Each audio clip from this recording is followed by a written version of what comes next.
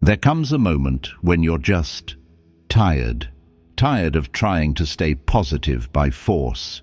Tired of comparing your energy to everyone else's highlight reel. Tired of feeling like your mind is a war zone when all you want is a little quiet. So you go searching for mindset, for focus, for peace. And what you find is advice that tells you to think better, focus more, stay strong. But no one really shows you how to do that, when your own thoughts are the ones pulling you in 1,000 directions. See, real peace doesn't come from pretending everything's okay. It comes from learning how to protect your focus, how to choose your interpretations, how to stop waiting for life to calm down and start calming yourself from the inside out.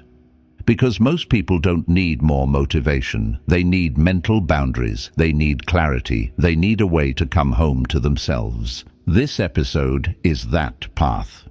16 principles that show you how to stop overthinking, stop comparing, stop waiting for the perfect mood or moment, and start building a mindset that's quietly unstoppable. Not loud, not dramatic, just steady, real, and yours. Not because life got easier, but because you did. Let's begin. 1. The real definition of positive. Most people think positive thinking means pretending that things are fine, that you're okay, that what's bothering you doesn't matter. You smile, distract yourself, repeat affirmations, try to stay strong. But inside, you're still tight, still tense, still carrying thoughts that weigh more than they show.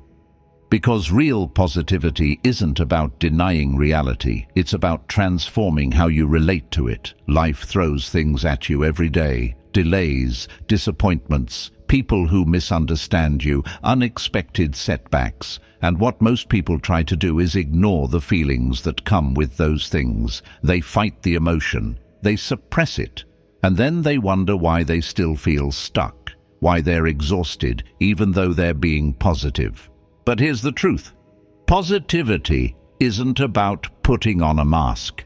It's about interpretation. It's about choosing meaning that makes you stronger, not smaller. That's the real power. Something goes wrong. Instead of asking, "Why does this always happen to me?" you train yourself to ask, "What is this teaching me?" Someone criticizes you unfairly. You could spiral into self-doubt, or you could step back and say, "That's their lens, not my identity." You make a mistake. You could shame yourself for hours, or say, "This is proof I'm in motion." That's what positivity really is. Not a mood, but a muscle. You train your mind to give meaning in ways that empower you, so you can keep showing up with presence, clarity, and resilience. Marcus Aurelius wrote, "The soul becomes dyed with the color of its thoughts." That's not poetry, that's psychology. Your inner world is shaped by how you explain things to yourself. And you're doing that all day, whether you realize it or not. You lose a client, you feel low, but was it really a disaster? Or was it a redirection? You feel behind in life, but compared to who? You wake up tired. But is it exhaustion or just resistance? If you're not choosing your thoughts, they're choosing you. And most of them aren't on your side. So how do you begin? Not with motivation, not with mantras, but with awareness. Start noticing the first label you put on things. That comment from someone, that delay in traffic, that message you didn't get. What was the first thought? And then ask, does that interpretation make me weaker or stronger?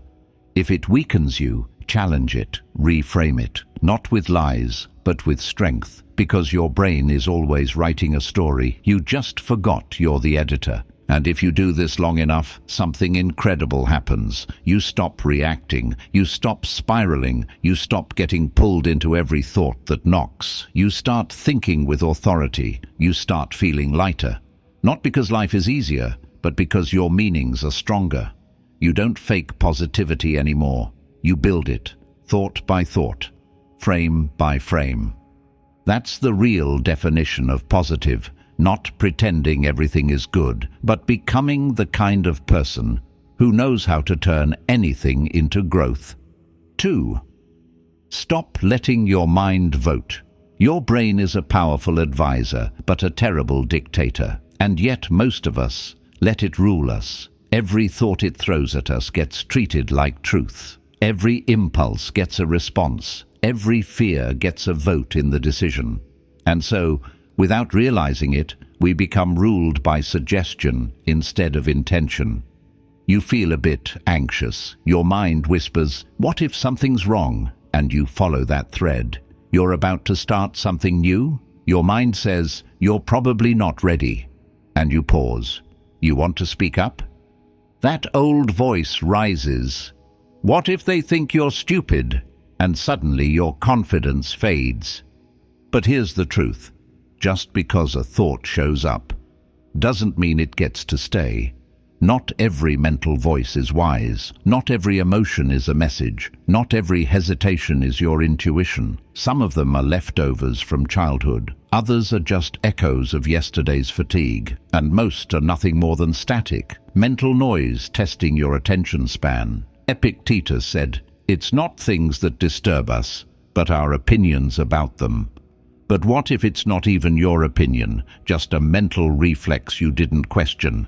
That's where real mental freedom begins, in choosing which thoughts get to vote. You see, your mind throws out suggestions all day long.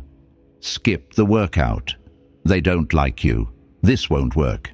It's like a room full of advisors all yelling different things. But the moment you stop and say, "Thanks for your input, but I'm not making decisions based on fear," you take back the seat of power. You stop being a passenger in your own mind. You become the judge, not the defendant. You weigh a thought before you let it shape your behavior. And here's the practice. The next time your mind throws something at you, pause. Ask, is this useful? Is it kind? Is it empowering? If not, it doesn't get your energy. It doesn't get your belief. It doesn't get your action. You're not here to be a slave to mental weather. You're here to be the climate. And it takes time, it takes awareness, it takes repetition. But the moment you learn to respond with clarity instead of reaction, everything changes. You stop chasing peace. You start creating it. You stop needing perfect conditions. You start becoming the condition. So no, you're not ignoring your thoughts. You're leading them. You're no longer giving every fear a seat at the table. You're deciding who gets to stay and who just needs to pass through. Because not every thought deserves your energy. Not every emotion deserves your explanation. And not every doubt deserves your delay. 3. The attention audit. If your mind feels noisy, your life will feel chaotic. But noise doesn't begin with chaos. It begins with scattered attention. You don't burn out because of how much you're doing. You burn out because your focus is leaking in 10 invisible places at once. Most people never stop to examine this. They think they're tired because they didn't sleep enough, or unmotivated because they're lazy. But beneath all of that, there's a deeper leak. Your attention is being drained by things you don't even realize you've given power to. So let's pause and ask something simple but rare. Where is my attention going today? Look at your phone. Is it filled with unread messages, distracting notifications, meaningless scrolling? Look at your conversations. Are they centered on growth or gossip? Look at your goals. Are you actually moving toward them or just collecting information that gives the illusion of progress? You see, attention is the currency of your life. Whatever you give it to, you feed. If you feed your doubts, they grow. If you feed distractions, they multiply. If you feed other people's opinions, you lose your own clarity. But here's the truth no one wants to admit. Your life isn't just the result of your actions. It's the result of your attention patterns. If you can't manage those, you can't manage your direction. That's why you need an audit, a real one, not a productivity hack, a deep, honest inventory of what is stealing your focus, fragmenting your presence, and overwhelming your mind. Start by identifying your top 3 time leaks. Be ruthless. Maybe it's overthinking future problems. Maybe it's obsessively checking messages. Maybe it's conversations that go in circles but never build anything. Then ask, what's one thing I give energy to daily that gives me nothing back? Because that's not neutral, that's theft.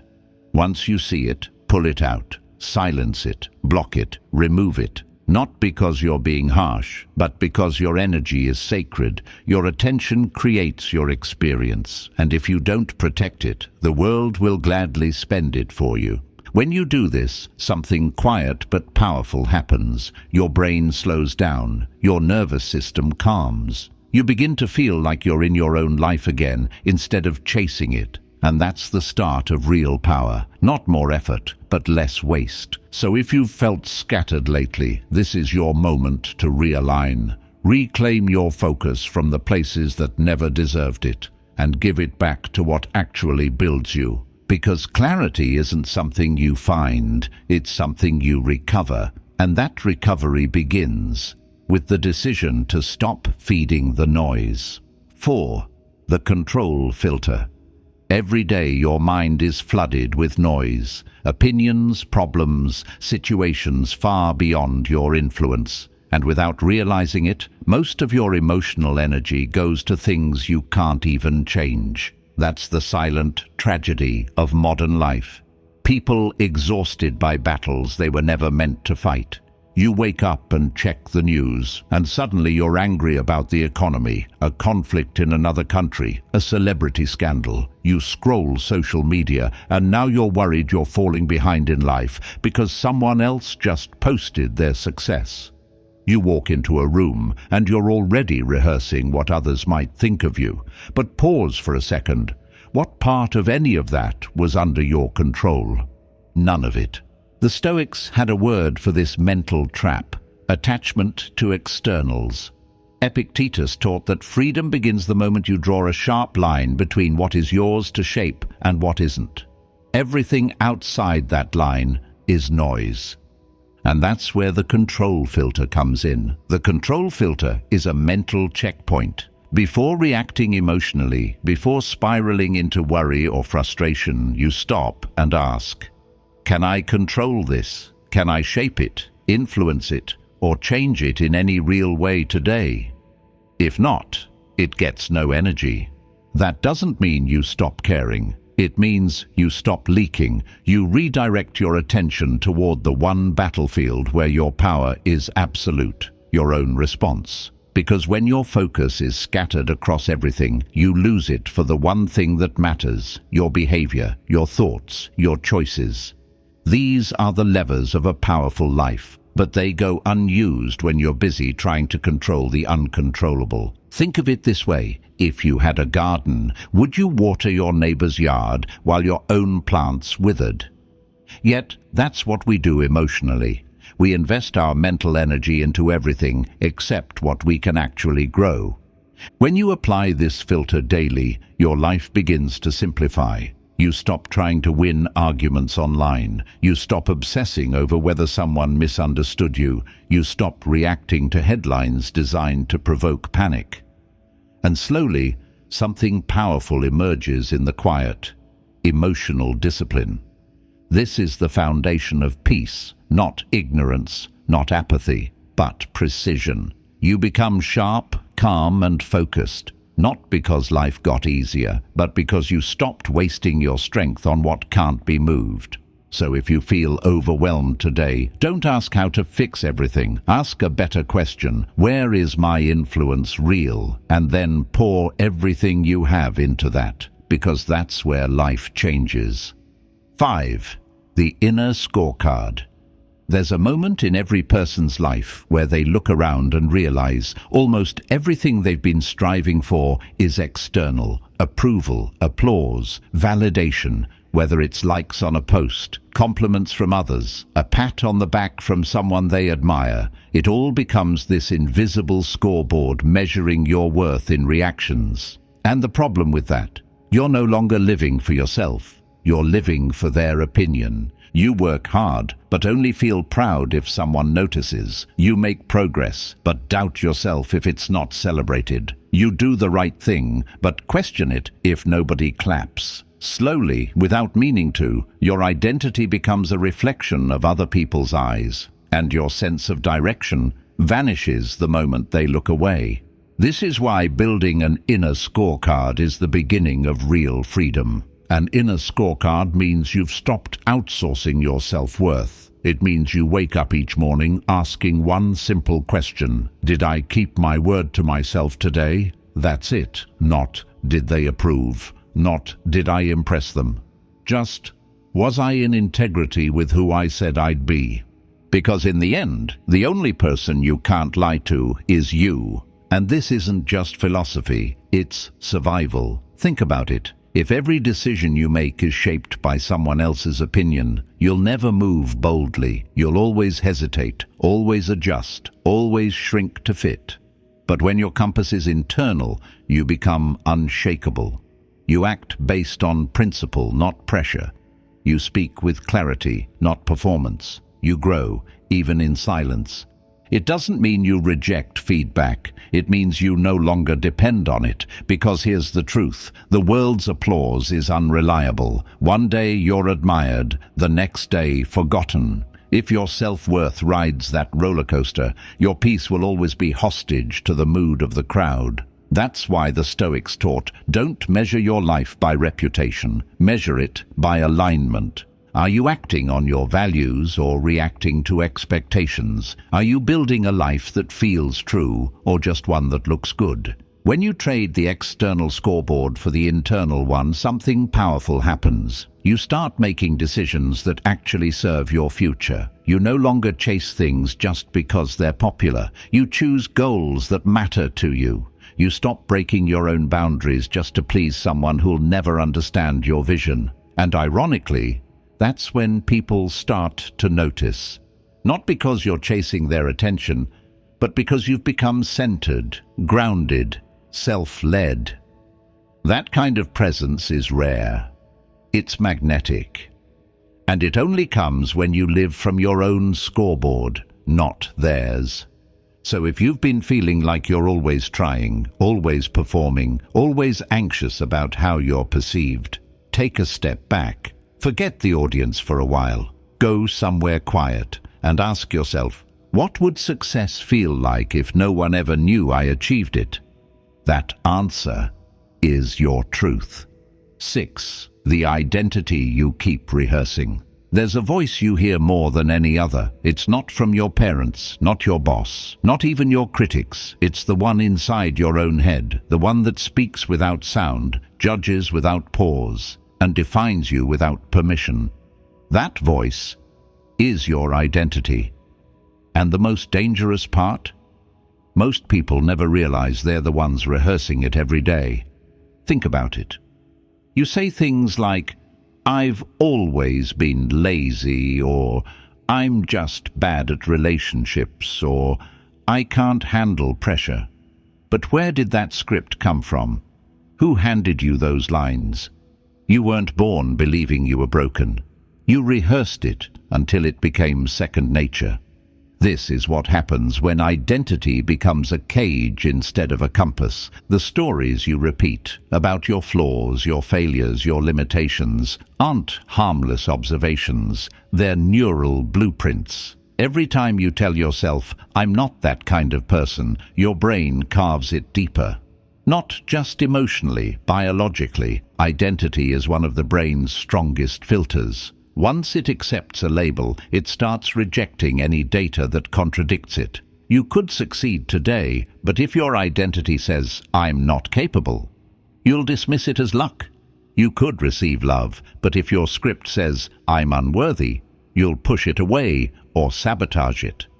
This is how people stay stuck in lives they've outgrown, because the mental version of themselves hasn't evolved. But here's the truth. Identity isn't fixed. It's a pattern, and every pattern can be changed. The first step is catching the script. Start noticing the phrases you say about yourself, especially in silence. I always mess things up. People like me don't win. That's just the way I am. These aren't facts, they're habits, and habits can be broken. The Stoics didn't define themselves by emotion or reputation. They defined themselves by action. Epictetus said, "Don't explain your philosophy, embody it." He didn't say you needed to believe you were powerful before acting like it. He said, act, and belief will follow. This flips everything. You don't wait until you feel confident to speak with conviction. You speak with conviction until confidence grows. You don't wait until you feel disciplined to follow through. You follow through until discipline becomes familiar. In neuroscience, this is called self-directed neuroplasticity, the ability to reshape your brain through intentional behavior. Every new behavior, no matter how small, becomes a vote for a new identity.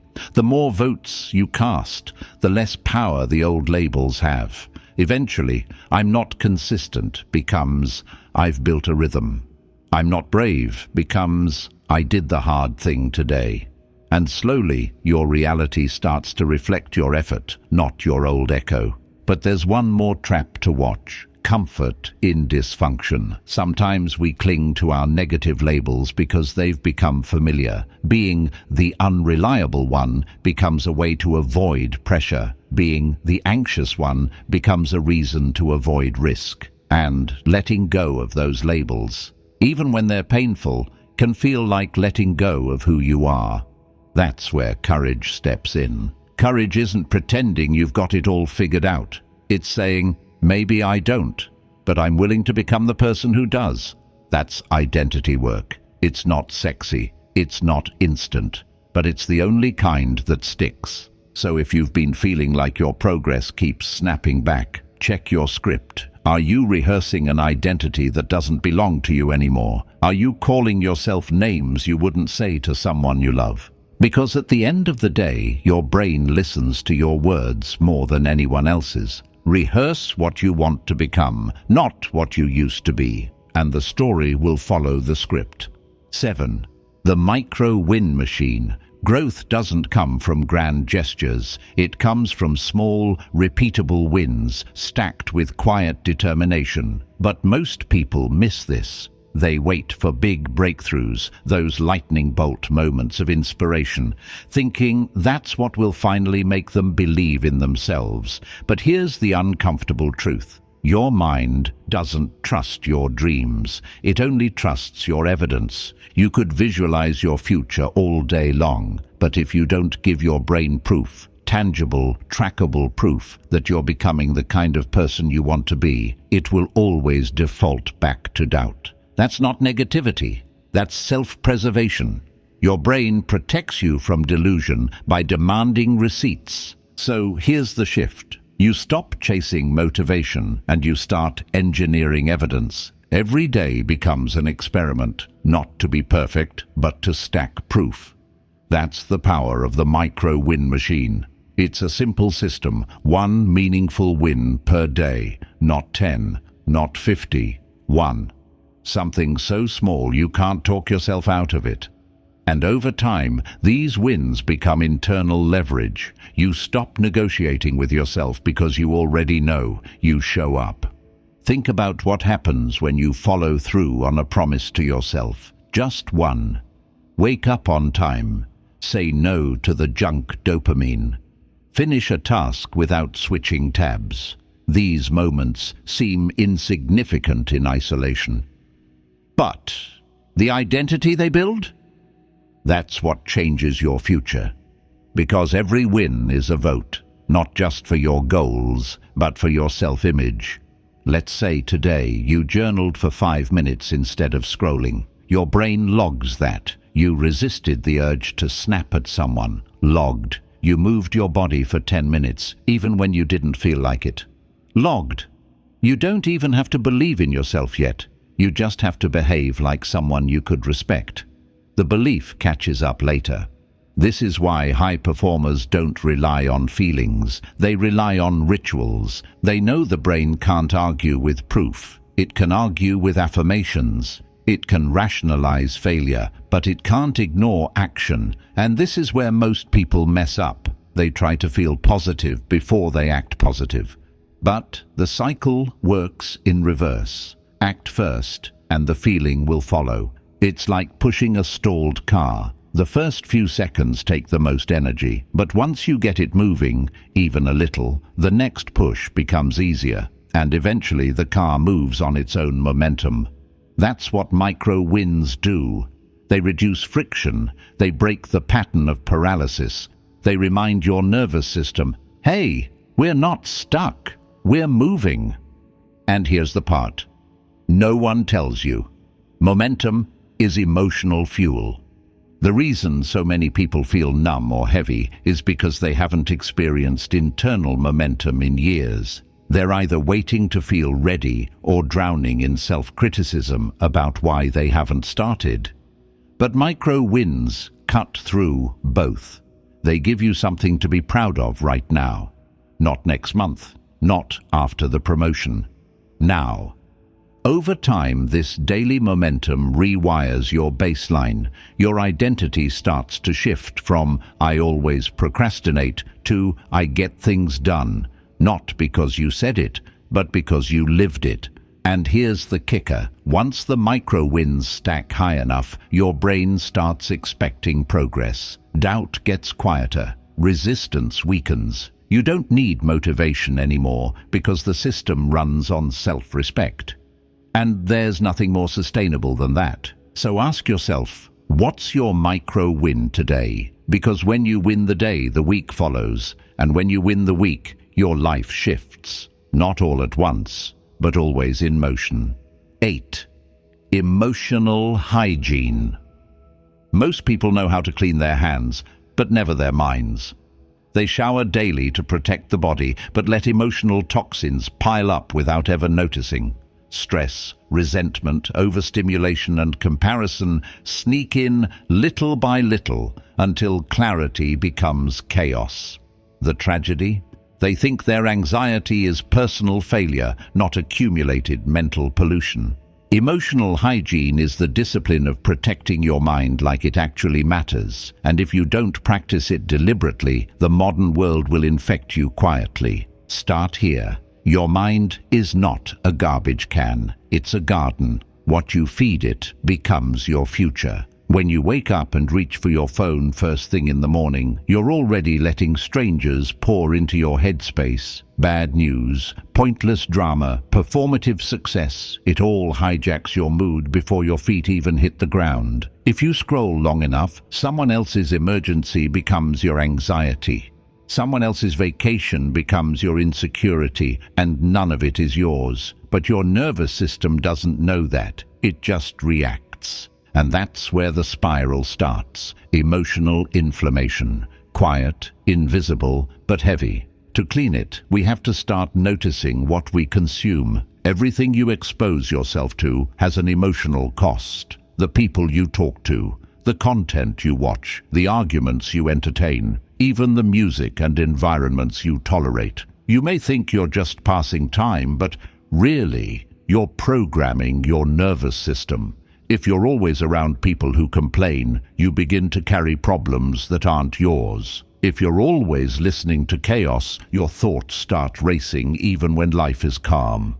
Emotional hygiene doesn't mean hiding from the world. It means filtering it, curating what gets access to your attention. Because attention is not just focus, it's energy transfer. Every time you give it away recklessly, a piece of your peace goes with it.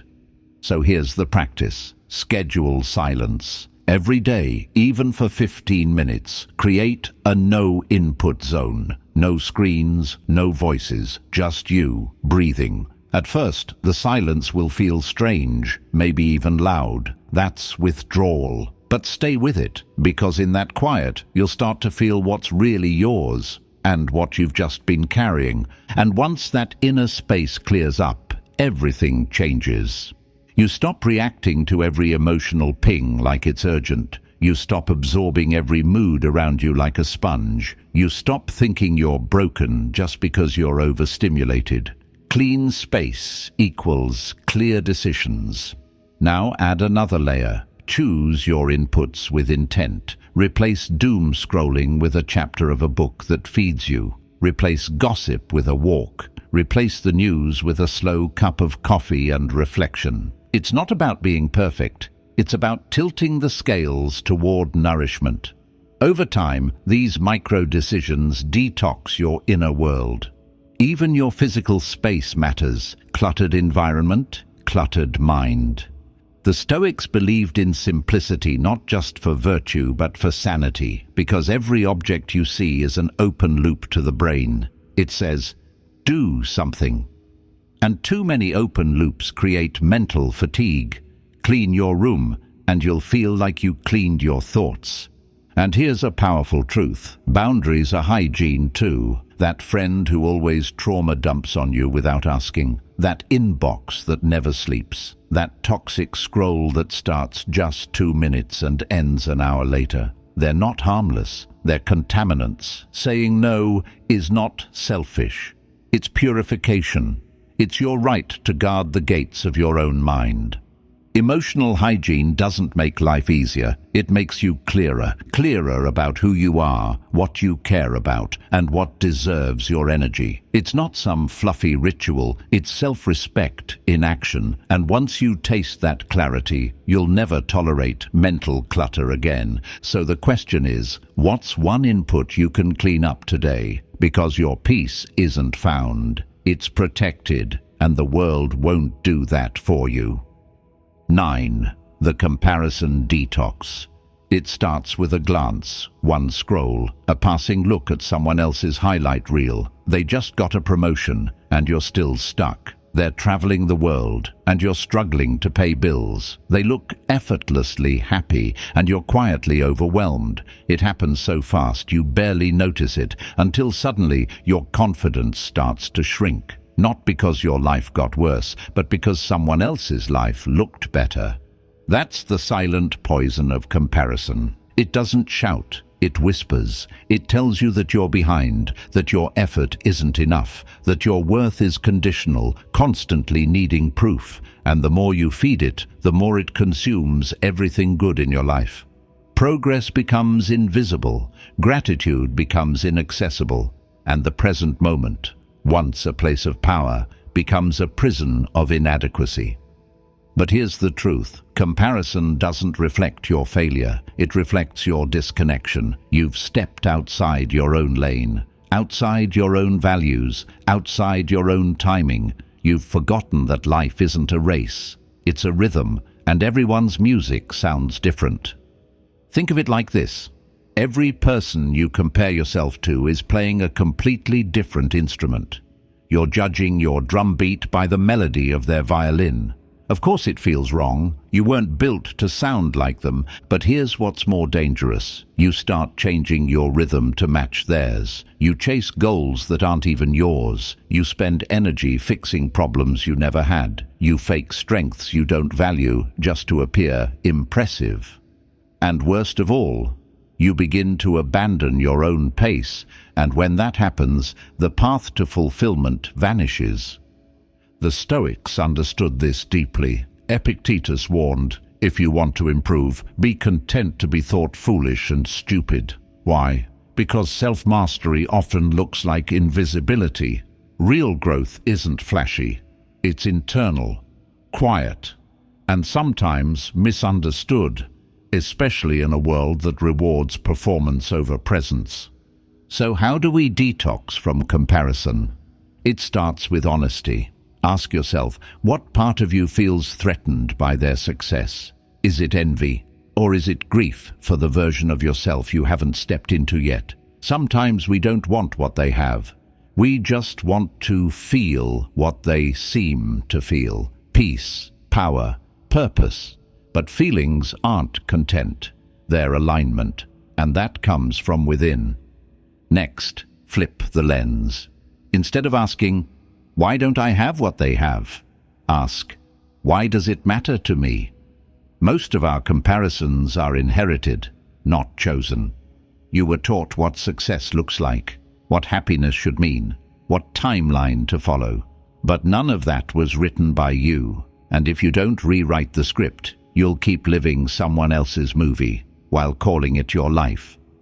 Now ground yourself in your own journey. Take inventory of what's working, what you've overcome, what small thing you did today that your old self couldn't do. That's your scoreboard. Not likes, not titles, not timelines. Just this. Are you closer to your truth than you were yesterday?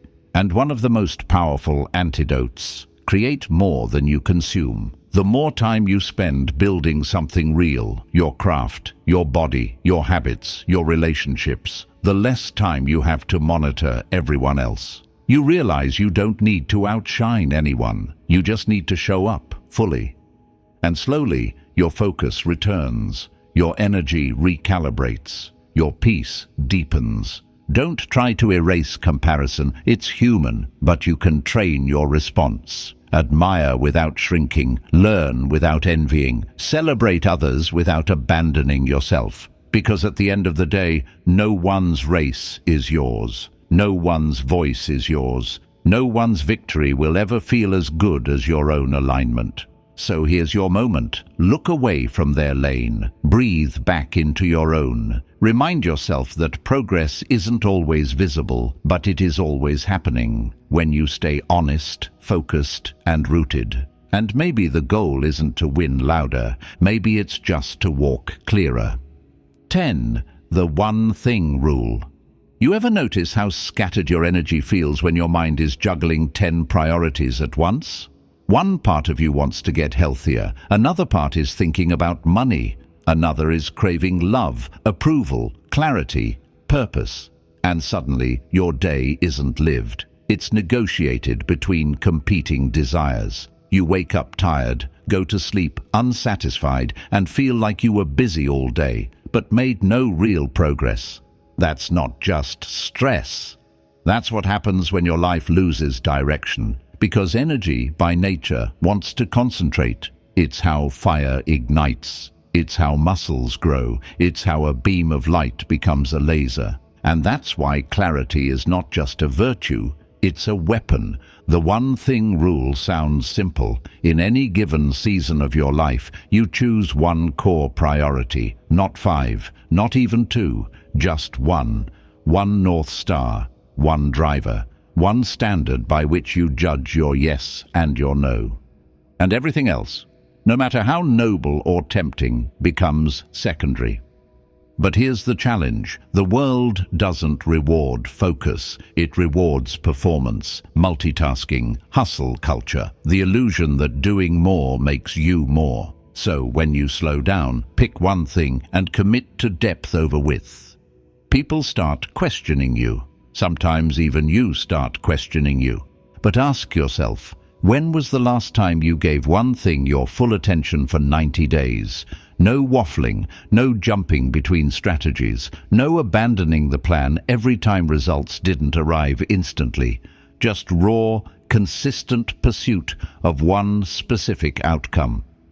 That kind of discipline is rare. And it's rare because it requires something uncomfortable, letting go of other identities, other possibilities, other validations, saying, I'm not trying to become everything right now, I'm mastering this.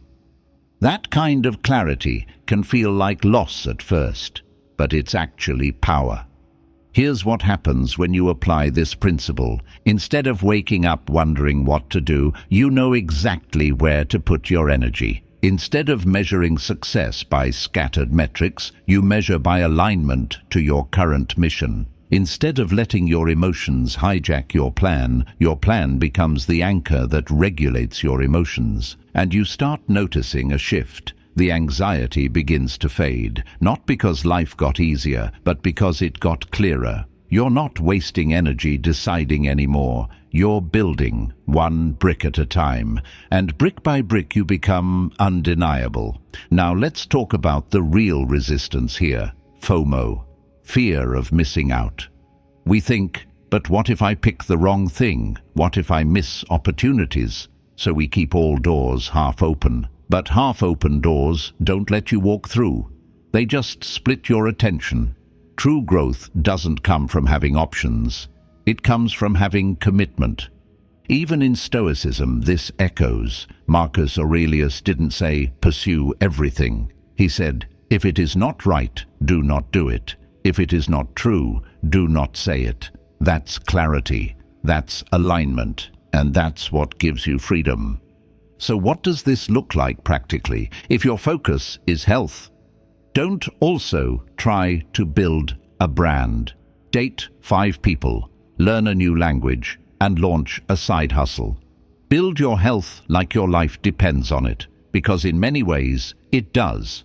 If your focus is your craft, stop checking your engagement stats every hour. Stop comparing your beginner phase to someone's 10-year highlight reel. Just show up and get better, quietly, daily. And if your focus is rebuilding your mind, then stop giving your attention to people, content, or thoughts that drain it. Starve distractions. Feed your discipline. You'll be surprised how quickly your identity begins to shift. And here's the best part. Once you get momentum in one area, it spills over. Your health fuels your mind. Your discipline sharpens your relationships. Your clarity reduces your stress. But it starts with choosing one flame and feeding it, instead of trying to light 100 candles with a single match. So take this moment, stop, breathe, and ask yourself, what's the one thing that if I committed to it fully this season would change everything? Not what's trendy, not what others expect. What aligns with your future self? Because you don't need 1,000 steps. You just need one that's true. 11. The quiet hour. Most people never really hear themselves think. Not because they don't want to, but because the world never stops screaming long enough for them to listen. Every minute, something's buzzing, pinging, vibrating, demanding attention. Screens glow, notifications flash, voices overlap. We scroll before we speak, we reply before we breathe. And in that noise, we lose something irreplaceable, our own inner signal. The quiet hour isn't about meditation apps or exotic retreats. It's about reclaiming a space every day where you stop consuming, stop reacting, stop explaining, and just exist. Not as someone performing a role, not as someone catching up with deadlines or trends, but as a human being meeting your own mind without interference. It's strange how uncomfortable silence can feel, how quickly we reach for distractions, because silence has a way of surfacing everything we've avoided. In that stillness, the truths we've suppressed start whispering. The dreams we've neglected come knocking. The emotions we've numbed start thawing. And if we're honest, that's terrifying. But here's the paradox. Silence isn't empty. It's full of answers. That's why philosophers, monks, and warriors throughout history have all praised solitude, not to escape the world, but to see it clearly again. Because when you turn down the volume outside, you amplify the signal within. You start noticing thoughts you didn't know you had, patterns you've been living on autopilot, emotions that were dictating your actions without your permission. And slowly, a shift happens. You stop reacting to every problem as if it's urgent. You stop needing validation every time you make a move. You stop rushing from one distraction to another because you've built a refuge inside yourself that's always accessible. The quiet hour isn't just for peace, it's for power, because clarity doesn't come from doing more. It comes from creating stillness deep enough for insight to arise. If your day begins with noise, stress becomes your baseline. If your evening ends with noise, your mind never shuts down. But if you dedicate even 30 minutes a day to uninterrupted, technology-free solitude, something changes. You don't just feel calmer, you feel more in control. Think about it. What if the most important meeting of your day wasn't with a boss, a client, or a partner, but with your own thoughts? What if you gave that time the same respect, the same consistency, the same presence? What would shift in your priorities? What would surface that you've been too busy to notice? This isn't romantic idealism, it's neuroscience. Your brain needs silence to process, to integrate, to reset. creativity spikes, decision-making improves, anxiety lowers. You begin to feel your edges again, to know where you end and the world begins. And when you come out of that quiet, something beautiful happens. You no longer chase clarity from others. You carry it with you. You walk differently, speak more deliberately, listen without reacting. Your presence changes because it's no longer shaped by the chaos around you, but by the stillness within you. So ask yourself, where is your quiet hour? Is it a morning walk before the city wakes? Is it an afternoon pause, phone on airplane mode, just you and your journal? Is it the last light before sleep, where you reflect without judgment? Wherever it lives, guard it, protect it like sacred ground, because in a world that profits from your distraction, stillness is rebellion. And if you want to truly focus on yourself, not the version everyone else sees, but the one you know you're becoming, then you need silence loud enough to hear your future self speak. 12. Reframing setbacks without delusion. Everyone tells you to stay positive when things fall apart, but the truth is, most of that advice sounds hollow when you're actually the one hurting, when the project you cared about gets shut down, when the relationship you gave your heart to fades, when you try your best and still fail. The world throws you a sugar-coated phrase, everything happens for a reason, and moves on. But you're left staring at the ceiling at 2 a.m., wondering why trying so hard still left you feeling like you're not enough. This is where real positivity is tested, not the motivational kind that fits on a coffee mug, but the grounded, mature kind that takes pain and gives it new purpose. Because life doesn't care how perfectly you planned it. It unfolds its own way. And if your idea of positivity is pretending everything is fine, you're not being strong, you're being blind. Reframing setbacks isn't about denial. It's about choosing a meaning that strengthens you without lying to yourself. It starts with one brutal truth. Setbacks are part of the path, not proof that you're on the wrong one.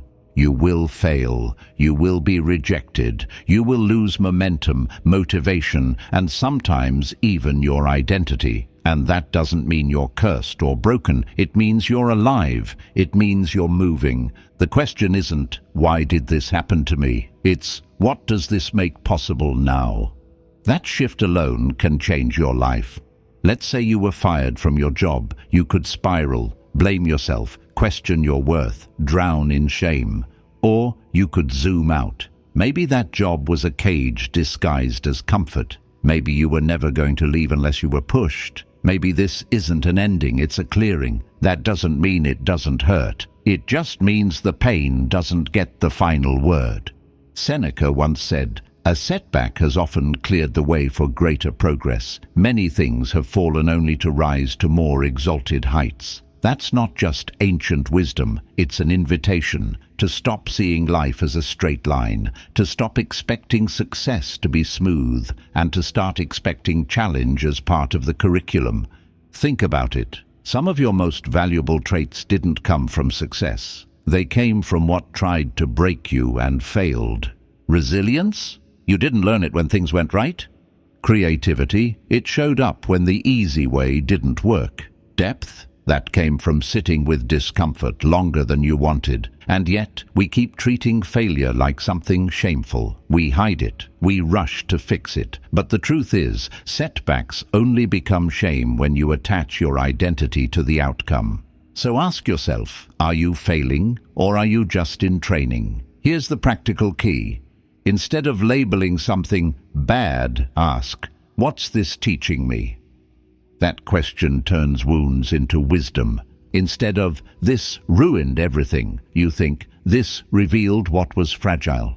Instead of, I lost my chance, you see, I learned how to show up differently next time. This is reframing, not as a trick, but as a tool for survival, because your mind is meaning hungry. And if you don't feed it something empowering, it'll default to something toxic. So build the muscle of reinterpretation. When something goes wrong, pause, breathe. Then speak to yourself like someone worth saving. Yes, this hurts, but maybe it's clearing space. Maybe this loss is a mirror. Maybe this delay is timing protecting me. Maybe this is preparing me for something I wouldn't survive otherwise. You don't have to believe it fully at first, just enough to take the next step, and then the next, until eventually, the setback becomes the story of how you found your way again. Because setbacks don't block your path, they are the path. And if you can learn to meet each one not with panic, but with curiosity, then even when life breaks your plans, it builds your strength. 13. Boundaries that protect your future. There's a subtle moment in every day that most people miss. The moment where you say yes without really thinking. To a message you didn't want to answer, to a favor you didn't have time for, to a meeting that didn't need to exist. It seems harmless in the moment, even noble. You tell yourself you're being helpful, supportive, agreeable. But over time, those small yeses become silent thieves, stealing your focus, your energy, your future. This is the unseen cost of being too available. You end up overcommitted and under-aligned with your own purpose.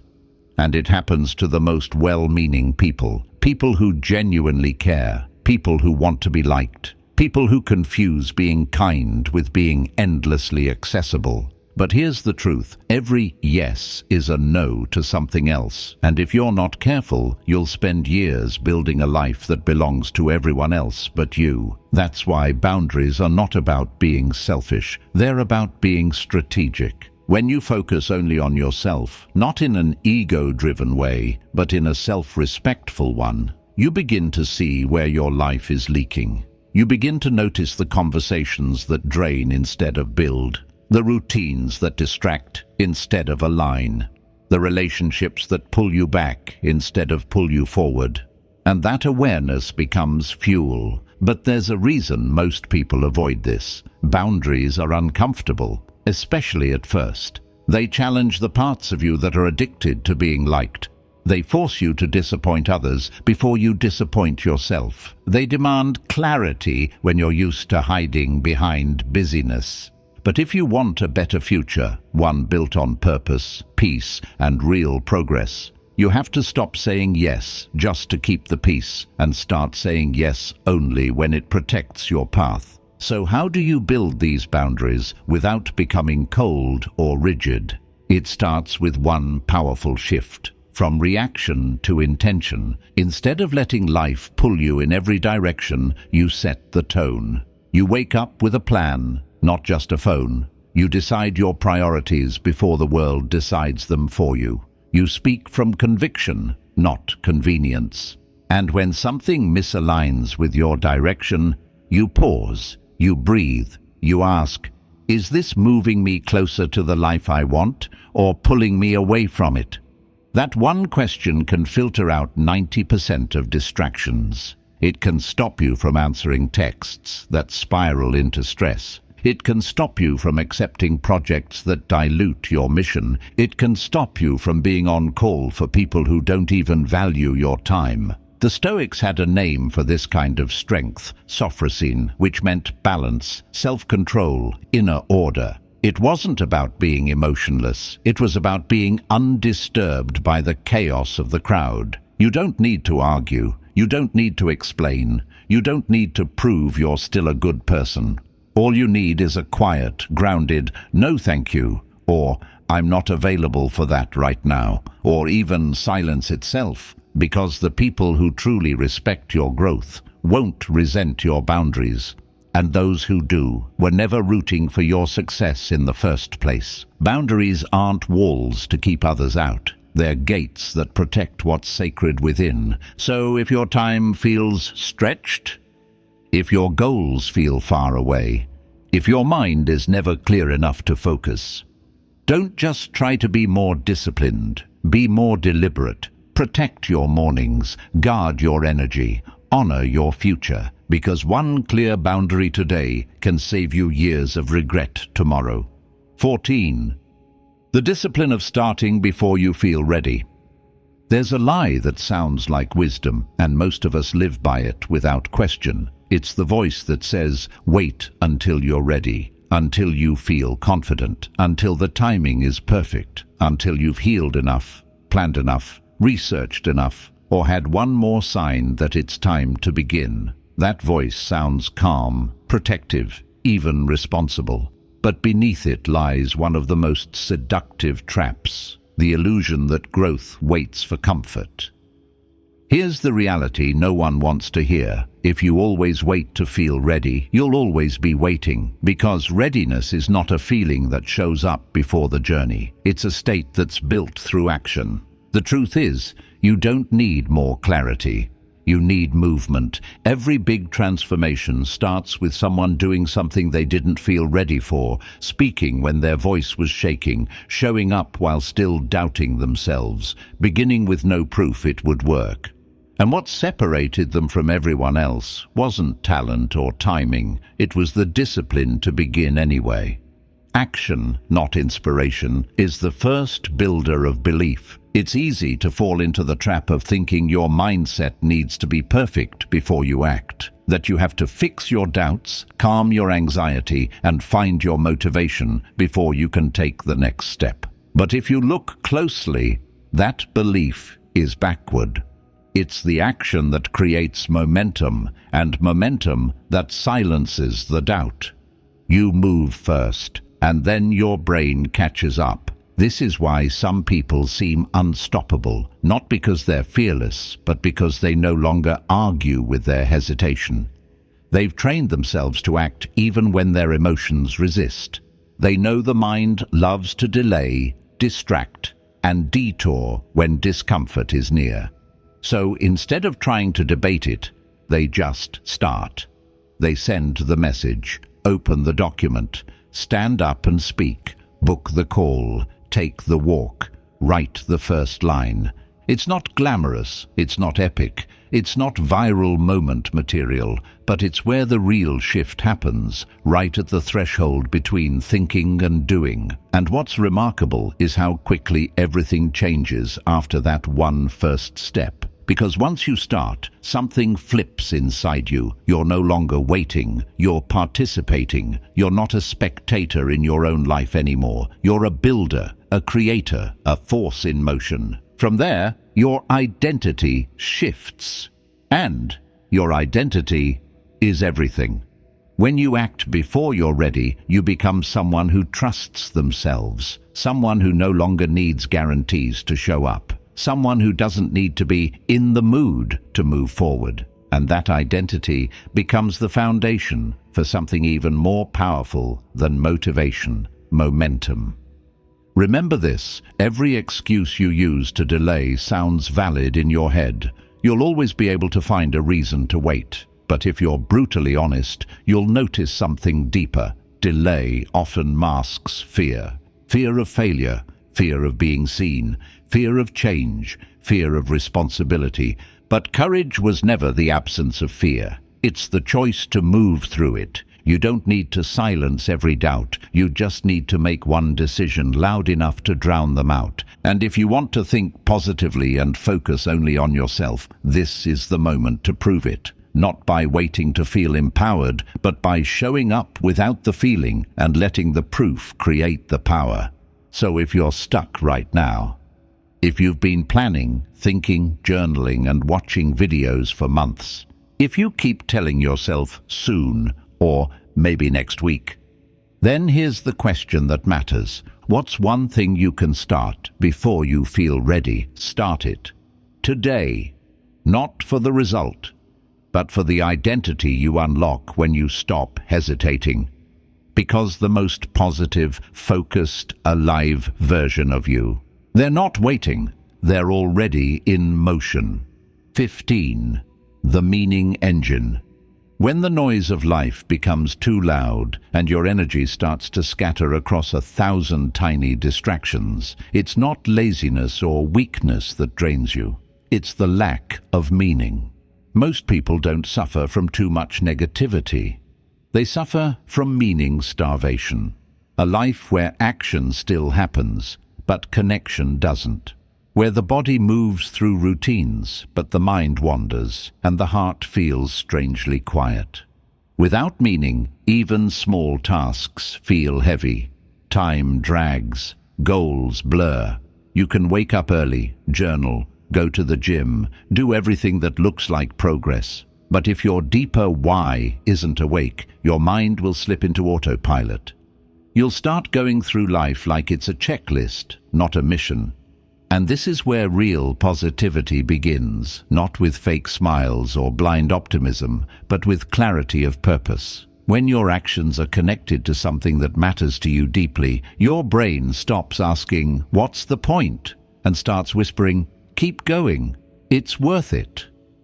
The question is, how do you build this connection? How do you create meaning in a world that's constantly trying to distract you from it? You begin by linking your effort to something beyond comfort, something that echoes beyond the moment. When Viktor Frankl, the Austrian psychiatrist and Holocaust survivor, was imprisoned in Auschwitz, he noticed something profound. Those who survived weren't necessarily the strongest or smartest, but those who had a purpose, even if it was small, a reason to endure, a reason to fight the next day.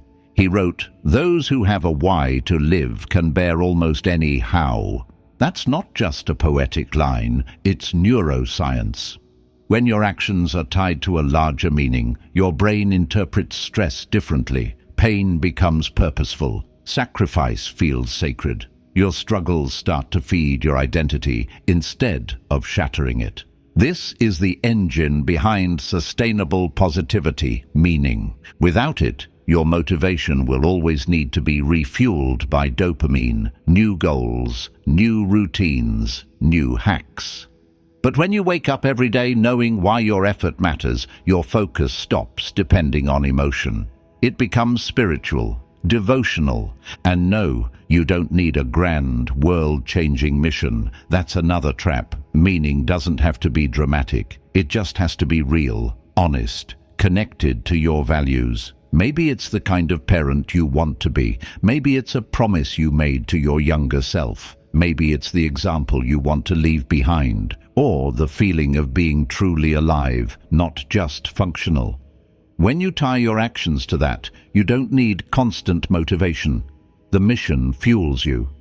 And what if you don't know your purpose? Then start smaller. Make your purpose to finish what you started, to become someone who shows up when it's hard, to protect your energy for what truly matters. Each time you honor that, even in the smallest way, you train your brain to associate effort with meaning. That's how positivity becomes your default, not your performance. And here's the shift. Instead of constantly asking, "How can I stay positive?" you start asking, "What am I willing to carry because it matters?"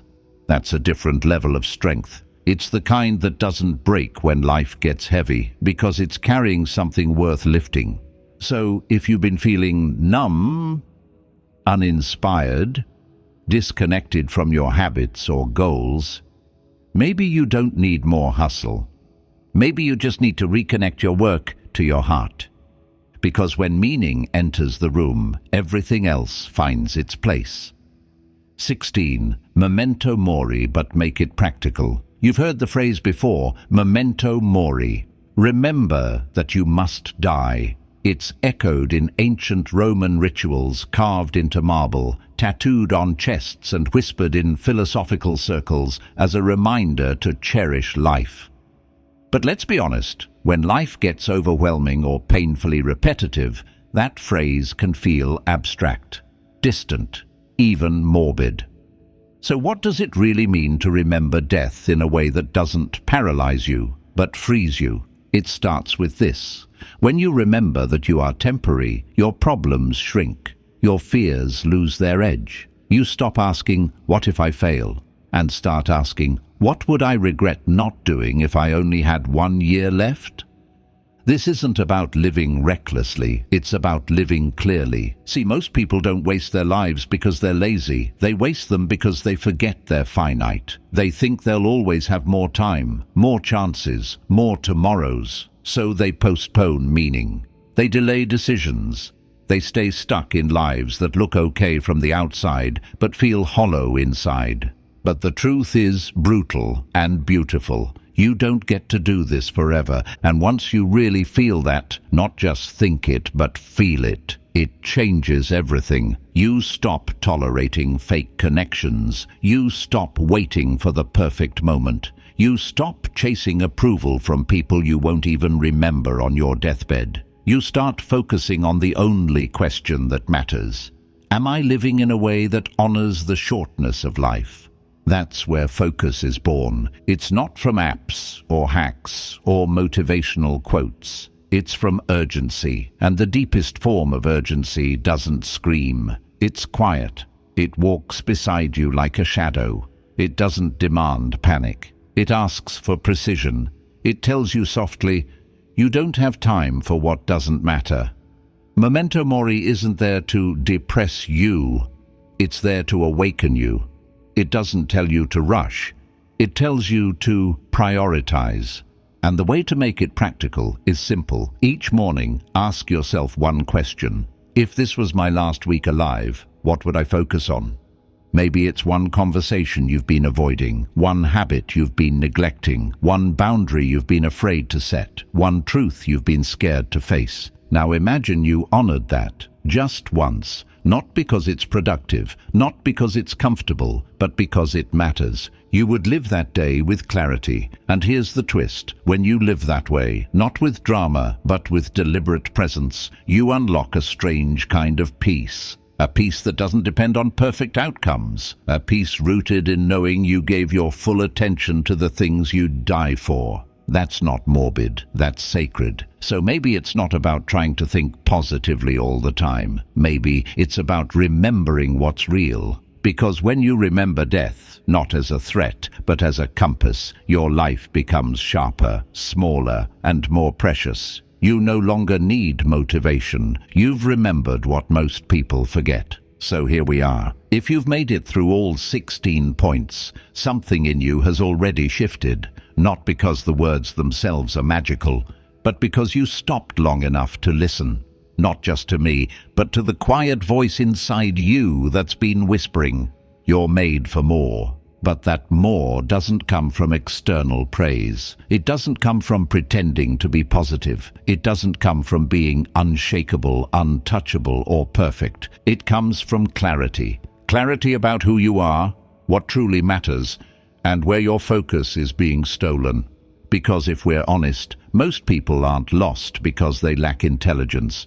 They're lost because they've scattered their focus across 1,000 things that don't feed them. Opinions, distractions, guilt, perfectionism, noise. And the tragedy isn't that they're busy, it's that they're busy avoiding themselves. But you've stopped. You've reflected. You've begun to audit the invisible habits, the mental leaks, the unconscious narratives that quietly shape your days. And that's where power begins. True power isn't loud. It's not about being better than others. It's not about faking confidence or chasing more. It's about reclaiming your attention, rebuilding your identity, choosing to think like someone who has value, because you do. Even if no one else claps for it. And if I could leave you with just one thing, it's this. There's a version of you waiting on the other side of distraction, of delay, of pretending you're fine while quietly unraveling inside. That version isn't louder, it's clearer. It doesn't need to be motivated to do the work. It knows that each moment of stillness, each hard decision, each micro win is a thread in the fabric of a life that matters. And you're the only one who can weave it. So today, I don't want you to just feel inspired. I want you to move, not tomorrow, not soon, now. Choose one leak to close, one toxic thought to challenge, one area of your life to reclaim, not because you hate where you are, but because you see where you're capable of going. That's what it means to truly think positively, to focus not just on yourself, but on your becoming. 1% today. Name the one habit, mental or emotional, that's been quietly weakening your focus. Then replace it with something that feeds your fire, not someday, now. Your time here is short, so live like it matters, and it will.